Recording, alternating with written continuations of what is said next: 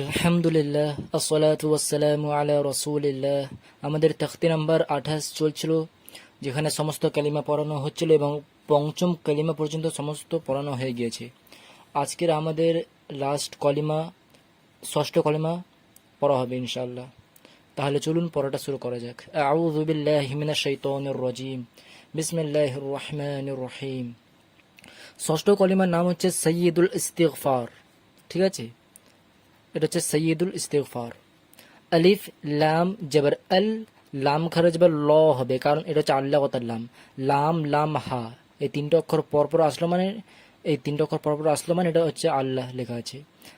তো আল্লাহ কথার লাম যার সঙ্গে যুক্ত হচ্ছে, এখানে জবর বা পেশ হলে ল হয়, আর জের হলে লা হয়। তো লাম খারা জবর ল হবে, জবর আছে বলে। সমস্ত জিনিস আগে পড়ানো হয়ে গেছে আগের তখতিগুলোতে, কায়দাগুলো। আলিফ লাম জবর আল, লাম খারা জবর ল, আল্লাহ। হা মিম পেশ হুম, মিম জবর মা, হুম্মা। আল্লাহুম্মা, যেহেতু মিমে তাসদিদ আছে, মিমে বা নুনের তাসদিদ হলে গণ্য করতে হয়, তাই জন্য এখানে গণ্য করব আল্লাহুম্মা। আলিফ নুন জবর আনতা জবর তা, আনতা।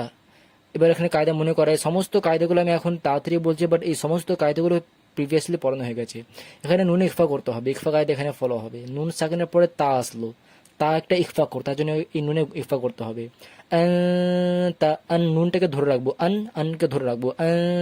তা আল্লাহুম্মা আনতা। রবা যাবার রব্বা, ইয়া জিরবি, ইয়া সাকিন আছে তাই জন্য ইয়া যুক্ত হচ্ছে, রব্বি। লাম আলিফ যাবার লা, মাদ আছে বলে টানটা বেশি যাবে। কত বেশি যাবে? 3 হারকাত টান যাবে, কারণ মাদের পরে আলিফ আছে। তো লায় 3 হারকাত টান যাবে, মাদ আছে বলে। লা আলিফ জার ই, লাম খার যাবার লা, ইলাহা যাবার হা, ইলাহা। লা ইলাহা, আলিফ লাম জের ইল, লাম আলিফ যাবার লা, ইল্লা। এখানে আবার মাদ আসলো, আবার বেশি টান দেব, ইল্লা। আল্লাহুম্মা আনতা রাব্বি, লা ইলাহা ইল্লা। আলিফ নুন জবর আনতা জবর তা, আনতা। তো এখানে আবার নুন সাকিন, তারপরে তা ইকফা করা আসলো, তো আবার গুণনা হবে আনতা। খ জবর খ, লাম কফ জবর লক হবে না, কফ তো কলকলা অক্ষর, কফ তো বা জিম দাল, এই 5টা অক্ষর যখন কারোর সঙ্গে যুক্ত হয় তো কলকলা করতে হয়। এই কায়দাও আগে পড়ানো হয়ে গেছে। তো খলাক, এই কলকলাটা করবো। খলাক তানি, তা জবর তা, নুনিয়া জিন্নি। আনতা খলাক তানি। ওয়াও জবর ওয়া, আলিফ জবর আ, ওয়া আ। নুন আলিফ জবর না, টান হতো, বাট আমি একটা কথা মনে পড়েছিলাম, আবার মনে করে দিচ্ছি। পুরো কোরআনে শুধু একটাই ওয়ার্ড আছে, সে ওয়ার্ড হচ্ছে আনা। এই আনা কথায় কখনো টান যায় না। আনা কথায় শুধু এই একটা ওয়ার্ড আছে, আনা। এতে টান দেওয়া থাকে, বাট এখানে আমরা টান দেবো না, অর্থাৎ আনা লেখা আছে, বাট আনা এমনি টান দিয়ে দেবো না, শুধু আনা পড়বো। আনা কে শুধু আমরা আনা পড়বো, টান দেবো না। শুধু একটাই ওয়ার্ড, সেই ওয়ার্ডটা কি? আনা। এই কথাটা শুধু মাথায় রাখবেন। সিম্পল কথাই, আনা কথায় কখনো টান যায় না। ওয়া আনা, আইন বা জবর আব, দাল পেশ দু, কাফ জবর কা, আব দু কা। أنت خلقتني وأنا عبدك وأنا عبدك। আচ্ছা, বায়ও কলকলা হচ্ছে, যেহেতু বায়টা কলকলা অক্ষর, আব না করে আব কলকলা হবে, আবদুকা। ওয়া আনা, তো এখানেও নুনে টান যাবে না, যেহেতু আনা ওয়ার্ড আছে। ওয়া আনা, আইন জবর আ, লাম খার জবর লা, ওয়া আনা আলা। আইন হা জবর আহ, দাল জের দি, কাফ জবর কা, আহ দি কা। وأنا على عهدك। واو جبر واو عين جبر وع دال جردي كاف جبر كا ديكا، ووعدك. ميم سين جبر مس، تا جبر تا، طا عين جبر طع، مستطع تابستو، مستطعت. ألف جبر أ، عين واو بس عو، أعو، ذال بس ذو، أعوذ। বাজের বি, কাব জবর কা, বিকা, আউযু বিকা। মিম নুন জের মিন, শিন র জবর শর, র জের রি, শর রি। তো এখানে নুন ইখফা হবে, সেম কায়দা, নুন সাকিনের পরে শিন আসলো, আর শিনাটা ইখফা করতে, তাই জন্য নুন ইখফা হবে। মিন শররি। মিম আলিফ জবর মা, সাদ জবর স, নুন আইন জবর না, সনা তাবিস্তু, মা সনাতু। আলিফ জবর আ, বা ওয়াপিস বু হয়। মদ, মদ আছে বলে টানটা বেশি দেবো, বু টান বাড়িয়ে দেবো, মদ আছে বলে। কত টান বাড়াবো? মদের পরে হামজা আছে, তার জন্য 4 হারাকাত টান যাবে। আবু, হামজা পেশ ও, আবু ও। লাম জবর লা, কাফ জবর কা, লাকা। আবু ও লাকা। বাজের বি, নুন আইন যে নে, বেনে।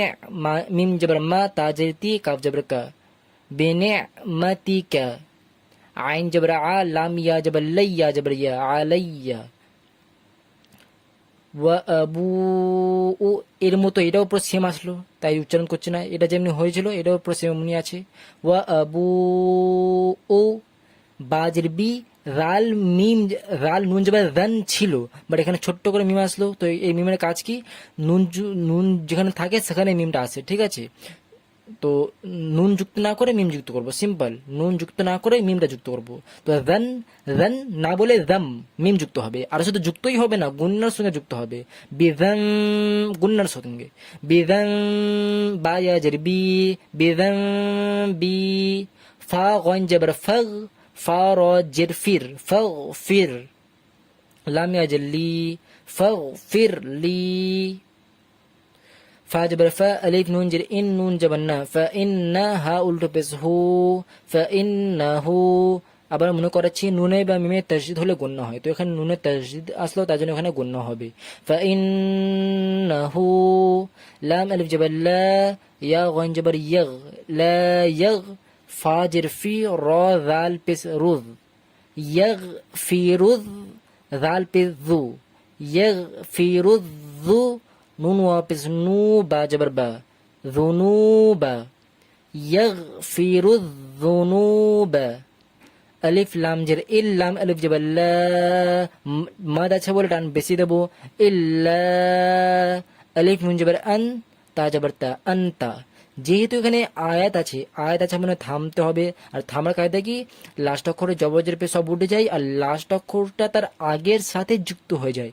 তো তার আগে কি আছে? আলিফ নুন জবর আন, আন আছে, তো আন বলে তা যুক্ত হবে, আন্ত, আন্ত।